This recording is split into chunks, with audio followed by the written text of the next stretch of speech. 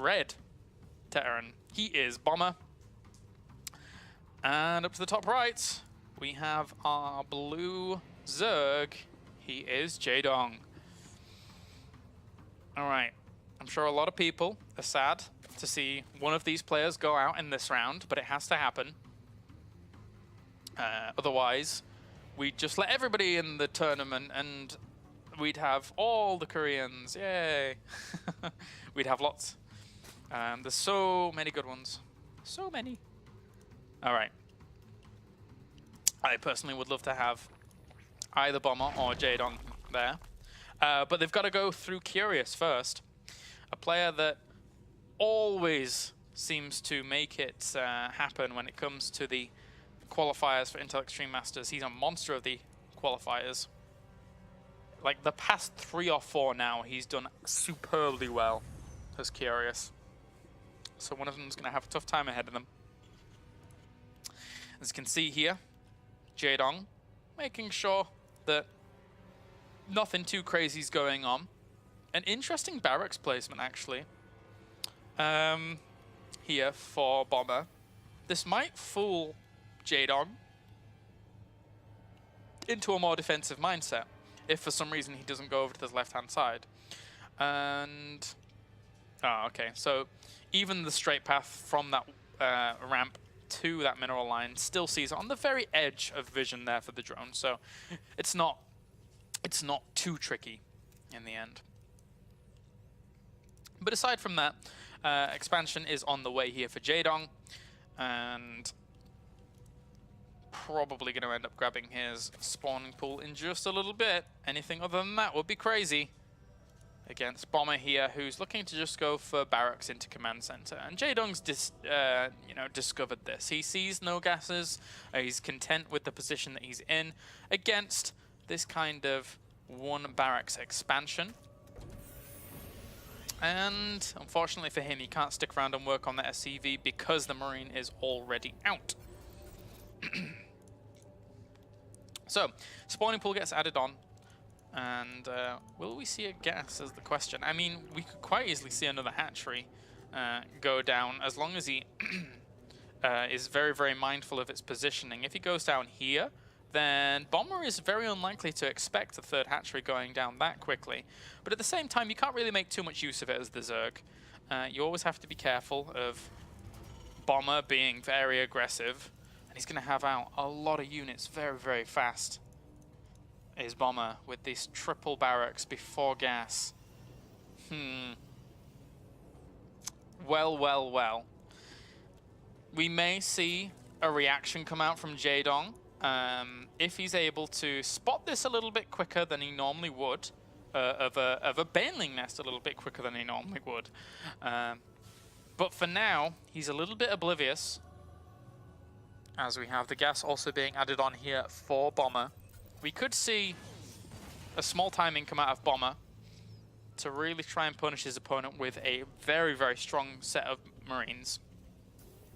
And the Zerglings are going to slowly poke up, trying to check out what's going on.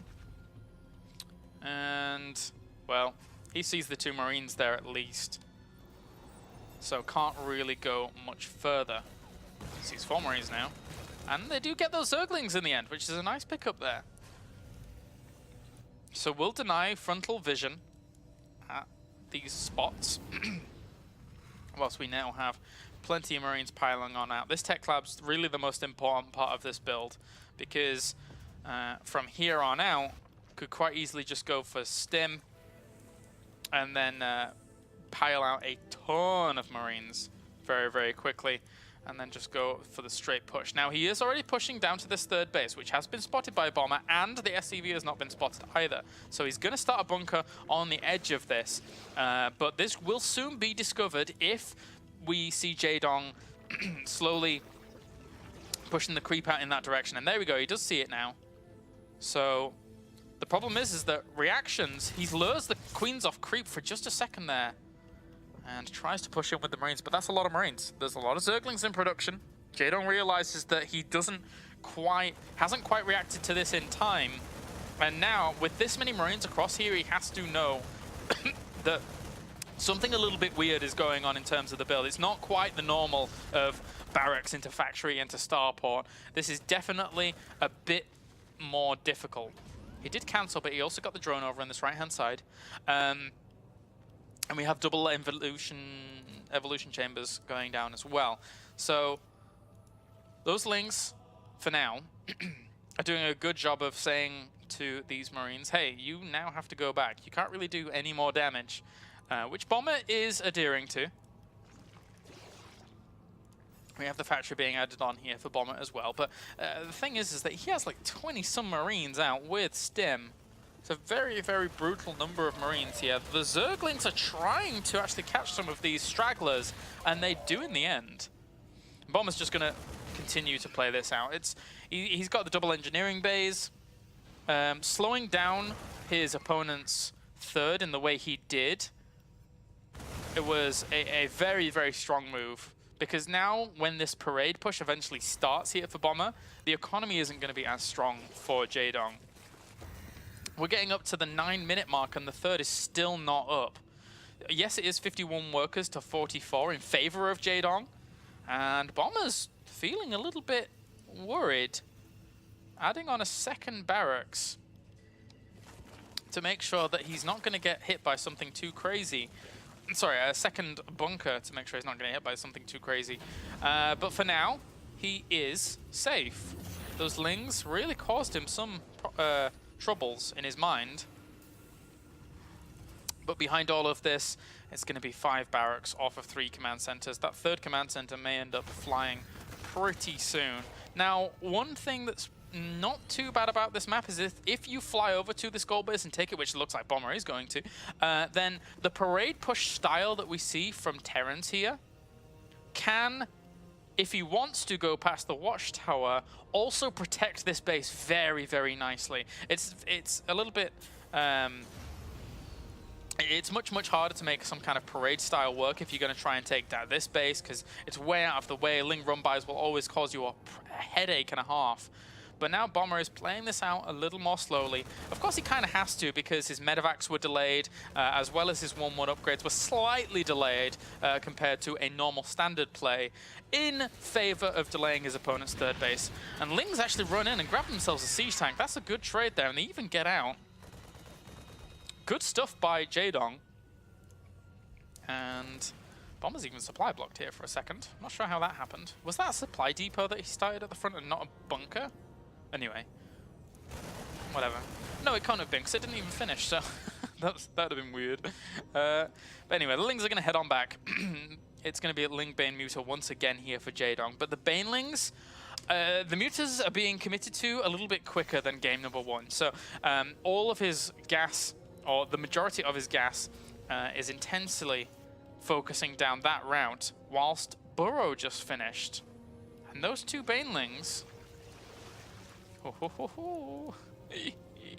Okay. Alright, I need to keep an eye on you.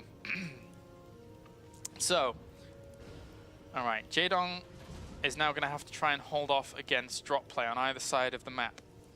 As can be a little bit annoying. It's already been spotted very easily by everything.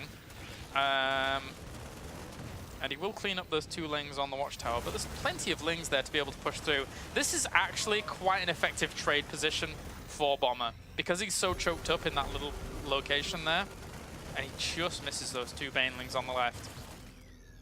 So, Bomber will push this away. Well, sorry, Jaedong will push that away. Retreat back to the safety of his missile turret. Now, the way in which these 2 Banelings are placed, it's not like placed in the middle here or something like that. Just in general, the pathing of these Marines will oftentimes hug towards this wall as they go around. So it's a really cool little position. As 2 Marines for Bomber are just going to head on around and look to threaten with the drop down to the bottom right. Very isolated location, but at the same time, Jaedong has still been very, very strong about constantly spreading his creep through the middle of the map. Still more Banelings. I think maybe these ones could have been put back a little bit further. Oh, geez. Actually, it never stops. Okay, so yeah, a lot of banelings everywhere. Where are there any more that I haven't spotted just yet? I need to find them just in case it happens. Anyway, there is the drop down here to the south. That's an annoying position, because he can just ferry them up to the top, and Jaedong realizes that, so splits his forces up a little bit, and he just selected those two banelings there, but oh, he catches a few of them on the tail. And meanwhile drops a scan right next to this creep, realizing he has to clean it up. But now he knows that there are some banelings burrowed in other locations. These two are the next ones to be activated potentially, or even these ones. If he drops a scan here to clean things up, he's gonna get the creep tumors as well as those banelings. Did these mutalisks clean up this drop down to the south? I believe they may have done. But now Bomber is gonna continue on with the path he's chosen. He drops a scan, catches all of the banelings that were burrowed. Good choice, but at the same time, a big, wide counterattack on the left-hand side here. There was a lot of Marines in there, but look how many Lings actually just got evaporated under the firepower of those Widow Mines. And Siege Tanks on Widow Mines, meanwhile, here for Bomber, just pressing on forwards. Jaedong, I feel he might be in a little bit of trouble. This position for Bomber is absolutely phenomenal, but at the same time, he's doing a lot of damage to his opponent's economy line. So this could help him out. This could turn the tide if he's able to hold off, as the banelings get some great connections on a lot of the Marines at the front. Jaedong now takes a supply advantage. There's a few more banelings burrowed here during all of this. If this army gets forced back, there's a few more banelings there as well. He should be able to trigger them, and he gets them once again. Jaedong with the connections, Jaedong with the absolute phenomenal positioning, is able to push this huge force of Bomber back, with the Mutalist swinging in from the side as well. Habitation Station, what do you do to us? As he gets plenty of those medevacs on the retreat out there as well. Army supply is now 82 to 86, but behind this, 39 to 80 workers. The income here for Jaedong, vastly superior. There's still burrowed banelings lurking in wait. All right, 12 more banelings on the way to make this even harder for Bomber. Bomber's gonna have nightmares about this map one day, man. Habitation Station is not Bomber's friend. He's gonna clear up the rest of this creep. He's like, well, yeah, screw you, I'm just gonna go somewhere else and clean up. But I mean, this gold base has been shut down. This is gonna regulate so much of his economy. He does not have a fourth base. That was pretty much all he had in terms of really strong, powerful economy. And the Mutalists just fly straight on in. They have +2 weapons. They can do whatever they want. As these Marine and Bioforces do clean up the fourth base, but this trade, I just do not think is that effective for him. He burrows some banelings on the very edge of creep. Oh, those Widow Mines get some good shots off. 28 kills and 12 kills apiece.